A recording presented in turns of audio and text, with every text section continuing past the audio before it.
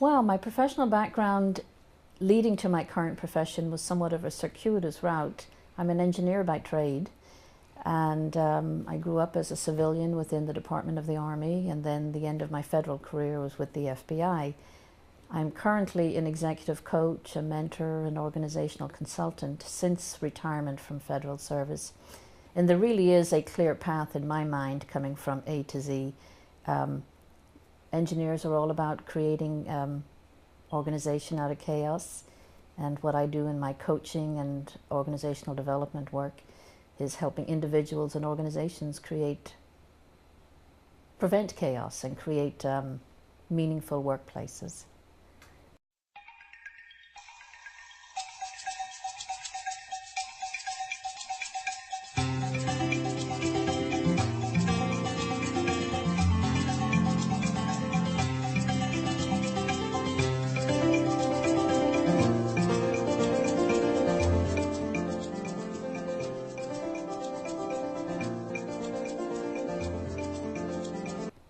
Because I was an engineer, I live in my head, I solve problems in my head.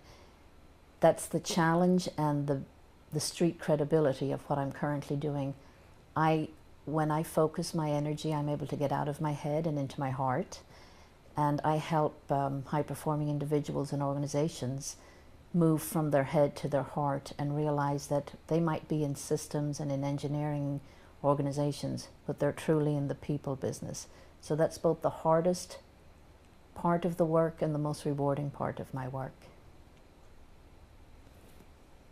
I think it's where we all want to end up, having the greatest influence in the last half or last third of our life.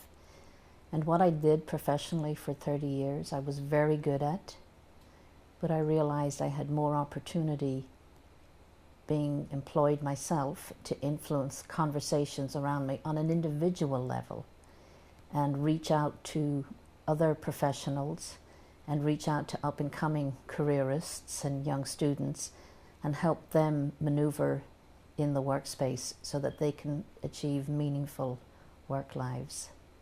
Absolutely. I've never been more certain that I'm in the right place at the right time. I've never felt so fulfilled and so at peace with the world. Serendipity is amazing that we're having this conversation today. It's testimony to the fact that I am in the right place and things are coming to me. That wonderful line from The Alchemist, express your desires and the world conspires to meet that expectation. Here I am. 2 years ago, I would never have thought that you and I would be in this conversation today. Workplace Incivility, how to create civil organizations and how to stop the bully in your workplace. There are 2 books. They were almost published in tandem. They're very similar. My doctoral dissertation was on the topic of workplace incivility, and workplace bullying was an outgrowth of that discussion, that the theory that if you create civil work environments, you negate the potential for bullying. But the more I got into the one-on-one conversations with people who don't have the ability to create civil workplaces because they're simply individuals being bullied, my book became a platform for helping individuals take back their power and create a work environment where they were no longer being bullied and that they were able to assert their right as a human being to a respectful work environment. There are 2 types of bullies. There's the accidental bully, and that doesn't negate his poor behavior. I think he's just unaware, situationally, personally unaware. And those make excellent coaching clients because when I am able to point out to them how their behavior is being perceived, they choose to modify their behavior. They're usually astounded that they're being perceived that way. That's the accidental bully. Then there's the intentional bully. Bullying is usually exercised by people in power to preserve their power. And it's not always a superior, but in most instances it is. That's how they got to be in power, to be in a superior position, and that's how they feel they have to exercise their power to preserve that position.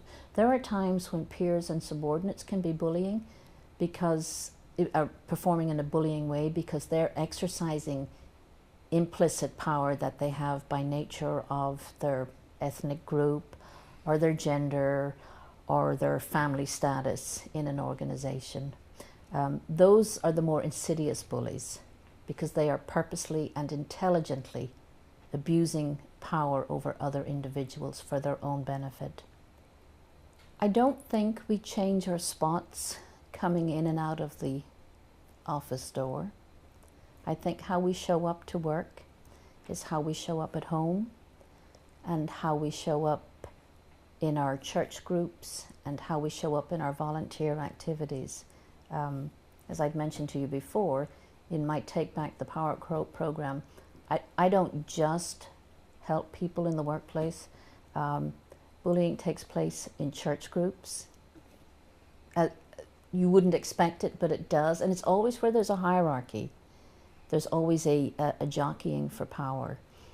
And so, to answer your question, yes, the way we show up at work, if a bully is a bully at work and is purposefully a hostile and abusive person in the workplace, the research shows, this is not me saying it, but the research shows that that's how they are performing in the rest of their lives. And the associated failure of relationships is reflected in the rest of their lives. So, there has been a lot of research done in this, and some very recent, Dr. Gary Namey is the most recent published research that I have read. The abuser, the bully, or the instigator, however you want to name them, is typically a male. The victim is typically female. There are three parties in a bullying relationship. There's the abuser, the victim, and the witness. And obviously the witness can be anybody. Peers, subordinates, even other supervisors. And in that same vein, who are the parties and what happens to them? In many instances and in many organizations, the witnesses are equally damaged by the abusive behavior because they feel even less powerful in defending the victim when they see that victim being bullied, particularly by somebody in authority. But the short answer to your question is, statistically more often it's a man that's the abuser, and statistically more often it's a woman that is the victim.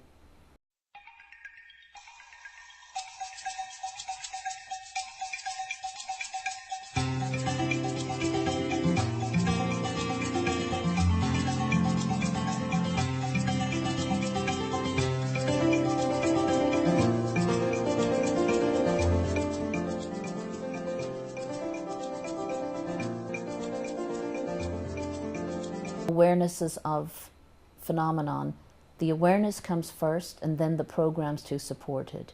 So the avenues, part of what I discuss when I help people individually or as a group address bullying situations is how much responsibility I have, even as a victim, to confront my bully, and how much responsibility does my organization have. One, a preemptive responsibility to say there's a zero tolerance for bullying, and two, the situational awareness of saying to leaders, this is what bullying is, and three, then if I see you behaving that way, taking steps for it, or four, if I'm told and observe that you're behaving that way, doing something constructive about it. Like you for any number of reasons, your accent, your ethnicity, your religion. But I owe you respect and dignity in our interaction, first off. If I then, it's almost on the continuum of the EEO discussion and what's harassment and what's disparate treatment. It is as much about how I feel about it as it is about your behavior. And when I was doing my research, I interviewed a lot of men in the construction industry, which is where I got my fine vocabulary from. And they say, he's just too thin-skinned, that's just the way we do things. And that worked in the construction industry in New York. I interviewed similar people in the construction industry in DC, and they go, yeah, when I was in New York, I was so offended by how people spoke to each other. That's not how we conduct ourselves. So it is very situational. It's gender, it's ethnically specific, it's culturally specific. But at the end of the day, here's what's significant. If I treat you in a way where you feel bullied, harassed, demeaned, or disrespected, you are not going to perform at your highest and best self in the workplace. And I'm not getting my money's worth from you. And that's really why employers need to care about bullying. So even if you think somebody's being very thin-skinned about something, a lot of academics working in a work environment, they might be very academic, but they're not really good with people. I don't want to upset them because I've spent a lot of money to buy them and bring them into my organization. And so I'm going to do as much as I can to make sure that they're in a happy, content workplace. And if I have somebody who's a little bit bombastic, okay, I got a lot of money tied up here, and I got some money tied up here. This is an economic decision for me. Their receptivity to your behavior is not good. You need to change your behavior. So it is, and that's why bullying didn't exist in people's vocabularies before, because you go to school and you tell the teacher, someone's bullying my kid. What did the teacher say? He needs to toughen up. But now we hear about all these kids that are committing suicide. And you've got internet bullying and Facebook bullying, and so just having the conversation, and yes, it is very broad, I do understand that. It made it very difficult for me to neck down during my research process. It is significant though. Responsibility to say to you, because I'm taking back my power, because you're trying to take my power away from me, I find how you're speaking to me disrespectful and demeaning, and I'm not giving myself to this conversation or to our relationship. And I know in theory it all sounds great, but in actuality we don't all have this skill set. But I do owe you the responsibility of telling you that first step. Because people only take our power from us when we let them, whether we're in a relationship. Now, it doesn't always happen with a kid-adult dynamic, because kids don't have that power. But on a one-on-one, the first step in taking back power in a bullying situation is to tell you, hey, don't be a jerk. And most people go, oh, I'm sorry, I didn't realize I was coming across that way. And it evaporates. That's the accidental bully. Those are the nicer ones. And for my kid, the ability to apologize to my daughter, because now we're on par, that I didn't, if I overstepped the boundaries before, now I have to be aware that I'm coming across in a way that is not constructive for our relationship going forward. In any professional relationship, and you don't have to mention a company or a situation, did you ever feel that you had been bullied? But see, you have the individual capacity, and probably the emotional fortitude to say, hey buddy, back off. Well, I'm a guy. Yeah, you're exactly that. You're a guy. But there are guys out there that don't, and we don't discount their contribution to the organization just because they don't have that capacity. I still want them on my team. Right. But women especially, and it's the whole, women and minorities. And if you go look at I'm preaching to the choir here, but if you go look at the dynamic, the historical dynamic, underrepresented communities, women, minorities, different sexual orientation, different religious groups are more prone to being bullied because there's a whole other history behind their presence in the workplace. They don't deserve to be bullied just because whatever. And so it's the whole having the conversation. And what I have found in my research, that bullying and incivility is it's a new form of discrimination. It's much more subtle than racial or religious discrimination, because in the workplace we train people to be racially sensitive and to be religiously sensitive and to be ethnically sensitive, and there are laws to ensure and present that under the EEOC laws, the EEO laws of the 1960s. There is no law that says you must be nice to people at work. So it's sort of the the closet racist or the closet religious fanatic has found a new way to express his disdain towards you by being uncivil or being hostile towards you for something other than what's apparent. And that's the unresearched piece of my work. I could see it, but it was beyond the scope of my research to see how people were manipulating a situation and finding a new venue to be an ass. A subordinate can bully.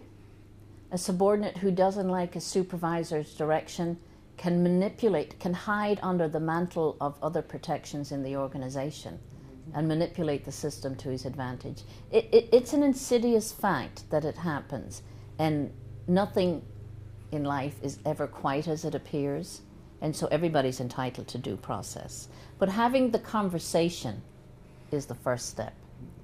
Now, the workplace is not for the faint-hearted. It runs the gamut, and I hate to be under-explicit here. I provide really 5 offerings under my business umbrella. It's all about the workplace and helping individuals overcome their limiting beliefs and achieve their highest and best life. And you've heard me talk before. I always start my communication with, we don't always get to choose what we do for a living, but we do get to choose who we are when we show up in the workplace.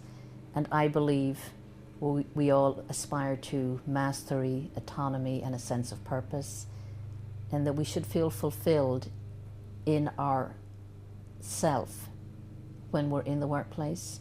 So what I offer is from coaching C-suite executives to I moderate leadership book clubs for groups and individuals. I coach individuals on overcoming specific limitations in their behavior that's inhibiting their performance in the workplace, or in some instances where their boss has told them, either deal with this behavior issue or you'll be fired. I work, because I'm an engineer, I'm a problem solver. I look at organizations, and I'm trained in organizational analysis. I'm able to look at an organization and see gaps and overlaps. And what I have found in organizations that have a high incidence of bullying, incivility, EEO type issues, in many instances these bad behaviors are a manifestation of a poorly defined organization or a poorly designed organization. In some instances there are too many chiefs and not enough Indians. There's insufficient clarity of roles and responsibilities.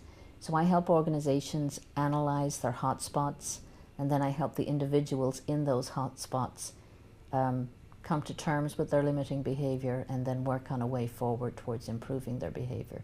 So when I say it's soup to nuts, if it happens in the workplace, around the workplace, or because of the workplace, I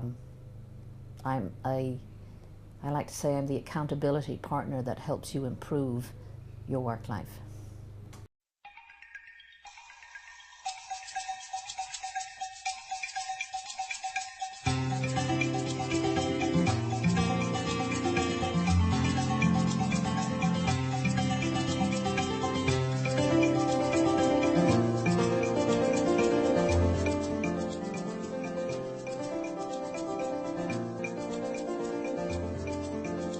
Find the right coach for you. Because your sister or your cousin or somebody in your circle had a great relationship with a coach, that is not a reason for you to hire that coach. There's a process that occurs before the first session in evaluating what it is you want from coaching services, understanding why you're seeking coaching services, and then that helps you interview and find the right coach. I recommend everybody interview at least 3 coaches before they select the one they want to work with. And I always tell my clients, or prospective clients, the first coaching engagement, there should be no cost. Because it really is an exploration. If you were to be my client, we're going to go through an exploration process. You're going to tell me the story that brought you here today. And only through hearing that story do I know if I'm going to be able to help you or not. I can't help every client. It would be infeasible for me to think I could help every client, and I wouldn't suit every client. So that first engagement is about you telling your story, and we all live in our story. So just articulating that story out loud is the first step in any coaching relationship. And then from that point forward, we set some clear goals about what you'd like to achieve through a coaching relationship. And based on that discussion, then I would propose a strategy to move forward, whether we have a 10 session or an open-ended, and we talk about a price and what it would cost and how to create value for the relationship, how often we would meet. And one of the things I like to leave with a prospective client at the end of the first coaching session is a clear understanding. You are going to do all the work, and you are going to do more work in my absence than you are during the hour that we have together once a week or once every 2 weeks. I just had this conversation at lunchtime. I've known intuitively what the value of coaching is for a long time, but I wasn't adept at putting it into words, because in the world I grew up in, we, as part of our leadership responsibilities, I always coached my subordinates. It was just something that I did as a matter of course before I became a trained registered coach. The value is not summed up in the cost of the service. The value is in the transformation you achieve because of the relationship that we have. So I had a client who shall remain nameless because anonymity is an incredibly important part of the coaching relationship. And he came to me with a list of things he wanted to work through during the course of our relationship. And it was quite a long list. There were maybe 10 or 15 items on the list. I asked him, okay, prioritize the list and tell me in what order you would like to work through these issues. And we worked at them at length, probably 5 or 7 issues. We'd been meeting once a week. We were probably in our 10th or 11th week. And one day he caught me off guard and he said, so when are we going to talk about me developing emotional intelligence? This was an engineer, a highly logical guy. Well, I was quite taken aback. I went and looked at the list. There was nothing in there in emotional intelligence. And I said, hey, where did that come from? He goes, I don't know. I think it came up during the first 10 sessions. I became aware of the thing I wasn't talking about. So we worked through that we dropped the rest of the list and we worked through his ability to articulate and expand his emotional capacity and feel rather than think his way through problems. We both agreed it was a very successful coaching relationship, and I thought I always give a gift at the end of the coaching relationship, and I wrote the lovely note and we hugged, and it was a great feeling for me that I had made a difference in someone's life, and I just assumed the relationship was over. I got an email from him at Christmas time, and I become quite emotional when I think about it. The email told me everything he had accomplished since we had departed, because he had grown the capacity to have an emotional connection with people. And at the end of it he goes, P.S. my wife also thanks you very much. mcgconsultinggroup.com, www.mcgconsultinggroup.com. The MCG is Martina Carroll-Garrison.